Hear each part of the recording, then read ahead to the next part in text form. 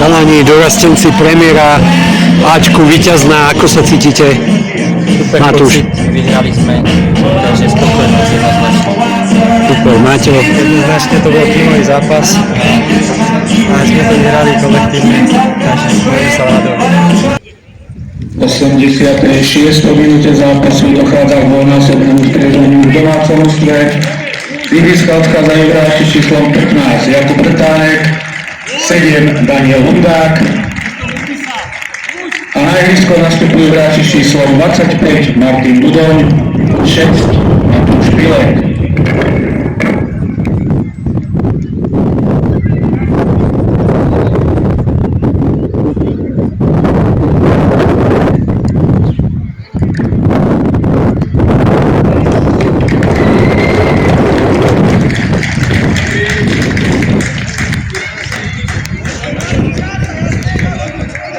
Super, dneska ste zapojili aj dvoch dorastencov, takže vidno, že aj tá práca v mládeži sa nejakým spôsobom zúročuje.